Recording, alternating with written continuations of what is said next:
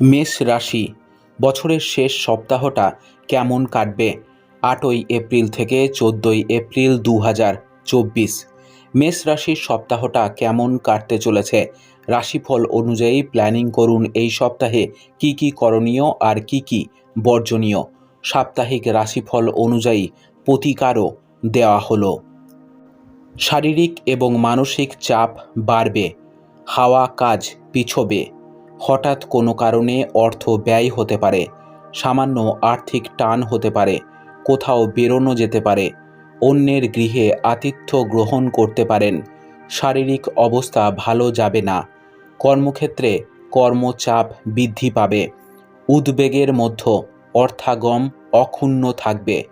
কোনো ব্যাপারে উদ্বেগ এবং উৎকণ্ঠা সৃষ্টি হতে পারে, প্রিয়জনের সাথে মনোমালিন্য হতে পারে। কর্মক্ষেত্রে হঠাৎ কোনো ঝামেলার সৃষ্টি হতে পারে, গৃহে পরিচিতের আগমন হতে পারে, কোনো দুঃসংবাদ লাভ হতে পারে।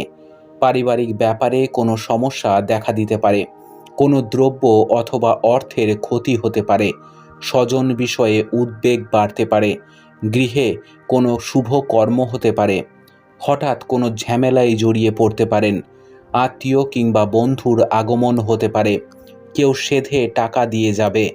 কর্মক্ষেত্রে ঝঞ্ঝাটের মধ্যেও যোগাযোগ বাড়বে, অর্থদ্রব্য কিংবা বস্ত্র লাভ হবে, গৃহে নতুন ব্যক্তির আগমন হবে, ধর্মালোচনা বৃদ্ধি পাবে।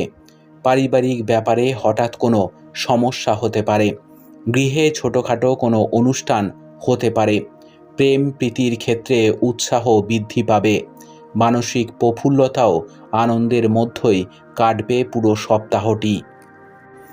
কি করলে একটু ভালো থাকবেন? প্রতি মঙ্গলবার এবং শনিবার নিত্য পুজো হয় এমন হনুমান মন্দিরে একটা চাপা ফুল, না পেলে জবা ফুল আর সুমিষ্ট পাকা ফল যা মন চায় দিয়ে পুজো দিন। দেখবেন দারুণভাবে বিপদ আপদ থেকে রক্ষা পাবেন। সংসার এবং প্রতিষ্ঠা জীবনের দুর্ভোগও কাটবে অপ্রত্যাশিতভাবে।